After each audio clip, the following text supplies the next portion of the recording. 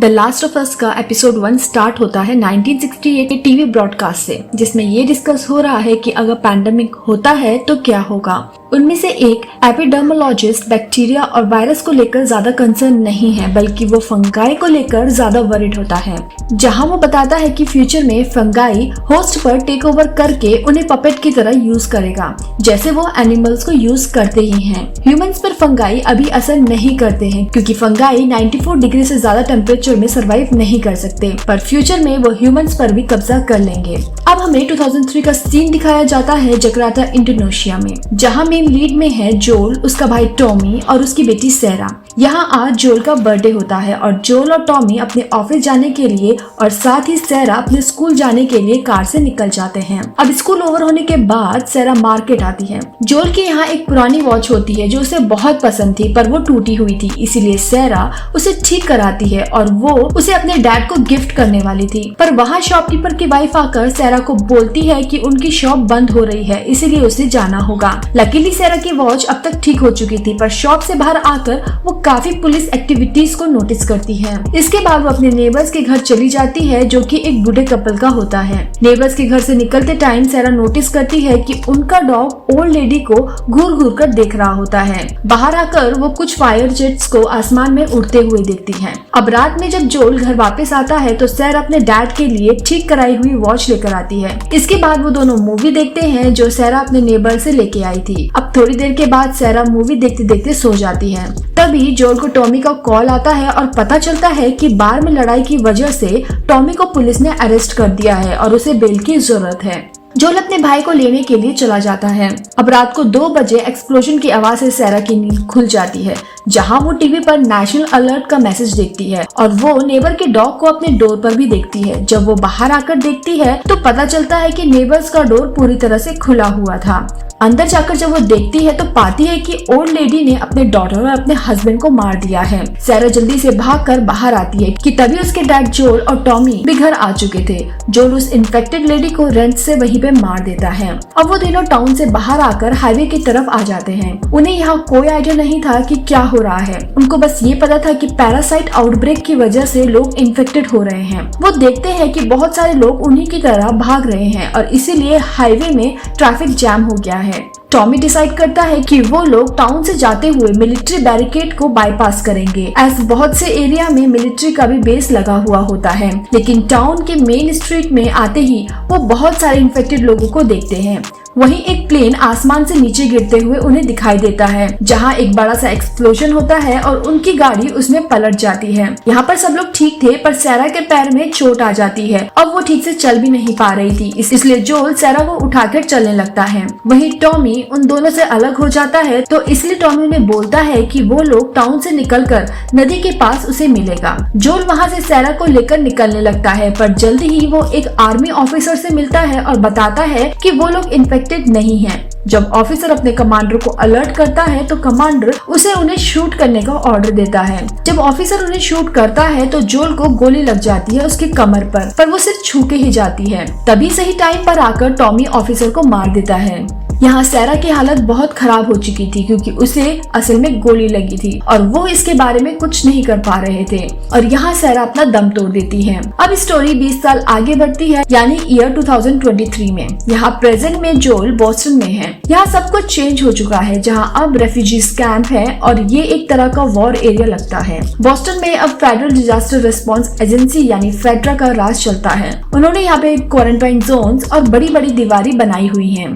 यहाँ लोगों को जॉब भी दी गई है, जैसे कि इन्फेक्टेड लोगों की बॉडीज को जलाने का और सैनिटाइजेशन करने का। ये भले ही कोई अच्छी जिंदगी नहीं है, पर किसी तरह सब लोग अपना गुजारा कर रहे हैं। यहाँ पे जोल अपनी क्राइम पार्टनर टेस के साथ मिलकर इन्फेक्टेड बॉडीज को जलाने का काम करता है। क्वारंटाइन जोन में खाने का बंदोबस्त करने के लिए उन्हें यहाँ पर राशन कार्ड मिलते हैं। सैरा को खोने के बाद जोल एक इमोशनलेस इंसान बन चुका है। जब तक आप फेडरा के रूल्स को फॉलो करते रहेंगे तब तक आप सेफ रहेंगे, वरना आप मौत के घाट उतार दिए जाएंगे। पर यहाँ एक फायरफ्लाइज नाम का ग्रुप है जो कि फेडरा के अगेंस्ट है जब से क्वारंटाइन जोन का सेटअप हुआ है। ये एक अंडरग्राउंड आर्मी टाइप ग्रुप है सिविलियन लोगों का जिनको डिक्टेटरशिप पसंद नहीं है।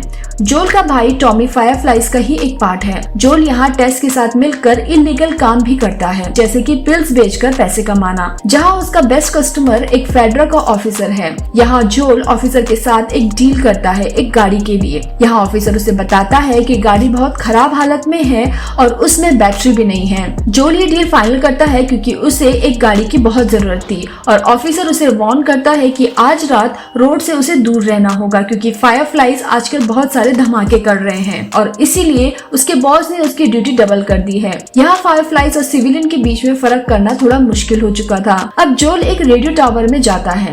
ये एकमात्र ऐसी जगह है जहाँ पे बॉस्टन के लोगों को बाहर की दुनिया से कम्युनिकेट करने का मौका मिलता है। जोल यहाँ पर अपने अपडेट के लिए आया होता है एज उसने टॉमी के लिए एक रेडियो सिग्नल भेजा था। 3 हफ्ते हो गए हैं लेकिन उसे अभी तक कोई रिस्पॉन्स नहीं मिला है, जबकि टॉमी उसे अगले ही दिन रिस्पॉन्स दे दिया करता था। अब जोल एक मैप निकालता है और रेडियो टेक्नीशियन से मैप में टॉमी की लोकेशन मार्क करने को कहता है। लोकेशन मिलने के बाद जोल घर वापस आ जाता है। यहाँ जोल और टेस ने लोकल गुंडे से एक डील करी हुई थी कार बैटरी के लिए, जबकि उस गुंडे ने उनसे पैसे तो ले लिए थे पर बैटरी किसी और को बेच दी थी। उसने टेस को बेसमेंट में बंद कर दिया था क्योंकि उसे डर था कि जोल को सारा मामला पता चल जाएगा और वो उसे मार देगा। टेस यहाँ पर उस गुंडे के हाथों से बच जाती है क्योंकि एक फायरफ्लाई का ट्रक वहाँ पे एक्सप्लोड हुआ था। जब टेस जोल से मिलती है तो वो जोल को सारी बातें बताती हैं और वो दोनों डिसाइड करते हैं कि वो उस आदमी को ढूंढेंगे जिसके पास कार बैटरी है। वो दोनों अपनी खोज जारी रखते हैं और जल्द ही उन्हें पता लगता है कि वो बैटरीज कहाँ हैं। वो दोनों एक बिल्डिंग में जाते हैं जो कि फायरफ्लाइज का हेडक्वार्टर है। यहाँ फायरफ्लाइज की लीडर है मार्लिन। यहाँ मार्लिन ने एक टीनेजर लड़की को एक रूम में कैद किया हुआ है जिसका नाम है एली। मार्लिन का प्लान यहाँ पर सारे सिटी में एक्सप्लोजन कराना है और सारे फायरफ्लाइज को इकट्ठा करके क्वारंटाइन जोन को पीछे छोड़ना है। एली को उन्हें फेडरा से बचाते हुए वेस्ट की साइड लेकर जाना है। मार्लिन एली से बात करती है और बताती है कि उसी ने एली को फेडरा के स्कूल में एडमिट कराया था बहुत पहले ताकि वो सेफ रहे। एली यहाँ बहुत इम्पोर्टेंट है क्योंकि वो इन्फेक्टेड है और इसीलिए फायरफ्लाइज उस पर डेली नजर रखते हैं। पर यहाँ इन्फेक्टेड होने के बावजूद हफ्ते भर बाद भी एली पर फंगी का कोई असर नजर नहीं आ रहा है। यहाँ दूसरी तरफ बैटरीज जोल और टेस को मिल जाती है पर ये बैटरी बहुत अच्छी कंडीशन में नहीं थी। यहाँ मार्लिन भी पहुँचती है जहाँ वो सब लोग एक दूसरे को देखकर थोड़ा शॉक हो जाते हैं क्योंकि जोल और टेस मार्लिन को जानते थे। मार्लिन उन्हें रोकती है और बोलती है कि गन की आवाज से फेडरा यहाँ आ सकती है, इसीलिए उन्हें अब आगे बढ़ना ही होगा। वो जोल और टेस को ऑफर देती है कि अगर वो एली को स्टेट हाउस में स्मगल कर देते हैं तो वो वहाँ के फायरफ्लाइज उन्हें ट्रक और बहुत सारे हथियार देंगे। जोल और टेस यहाँ एग्री हो जाते हैं क्योंकि उनके पास और कोई ऑप्शन भी नहीं था। एली को साथ लेकर जोल और टेस अपने घर पे वापस आते हैं और स्मगल की प्लानिंग करने लगते हैं। एली यहाँ पे काफी स्मार्ट लड़की होती है और वो वहाँ पे रखे सामान को देखकर समझ जाती है कि वो लोग सीक्रेटली रेडियो कम्युनिकेशन करते हैं। वो वहाँ पे रखे रेडियो कोड को भी समझने की कोशिश करती है जहाँ सॉन्ग की हेल्प से वो कम्युनिकेट किया करते थे। जब रेडियो में 60s के गाने बजते हैं तो उसका मतलब होता है कि कोई मैसेज नहीं है। जब 70s के गाने बजते हैं तो उसका मतलब है कि कोई नया काम आया हुआ है और जब 80s के गाने बजते हैं तो इसका मतलब है कि कोई बहुत बड़ा खतरा सामने है। अब उसी रात को वो तीनों टनल से होते हुए क्वारंटाइन जोन से बाहर निकलने वाले ही होते हैं कि एक फेडरा एजेंट उन्हें पकड़ लेता है। पर ये वही एजेंट है जो जोल का अच्छा कस्टमर है। पर वो एजेंट जोल से खुश नहीं है क्योंकि उसने जोल को पहले ही वार्न किया था इस सब के बारे में। यहाँ पर जोल एजेंट को बहुत ऑफर देता है पर एजेंट जोल के सारे ऑफर्स को रिजेक्ट कर देता है। तभी जोल को फ्लैशबैक आता है जहाँ ऐसी ही सिचुएशन में वो सहरा के साथ फंसा हुआ था और इस टाइम वो सिचुएशन को अपने हाथ में लेता है और उस एजेंट को मारने लगता है। एजेंट का डिवाइस इन्फेक्टेड लोगों को डिटेक्ट करता है और वो एली के बगल में होता है और वो रेड हो जाता है, जिसे देखकर टेस घबरा जाती है और जोल को बताती है। पर एली उन्हें बोलती है कि वो इन्फेक्टेड नहीं है। वो अपने हाथ का निशान दिखाते हुए उन्हें समझाती है कि वो निशान उसे 3 हफ्ते पहले मिला था। मतलब साफ है कि एली उस फंगी से इम्यून है। ज्यादा टाइम ना होने की वजह से वो लोग जल्दी से क्वारंटाइन जोन से बाहर निकल जाते हैं। लास्ट सीन में दिखाया जाता है कि रेडियो में 80s का गाना बज रहा है, जिसका मतलब है कोई बड़ा खतरा सामने आने वाला है। और यहीं पे ये एपिसोड एंड हो जाता है। अब मैं मिलती हूँ नेक्स्ट एपिसोड के साथ। तब तक आप मेरे चैनल को जरूर सपोर्ट करें और मेरी वीडियो को लाइक और शेयर भी करें। ये आपके लिए छोटा सा क्लिक जरूर हो सकता है, पर मेरे लिए ये बहुत मायने रखता है। Thank you for watching. See you next time.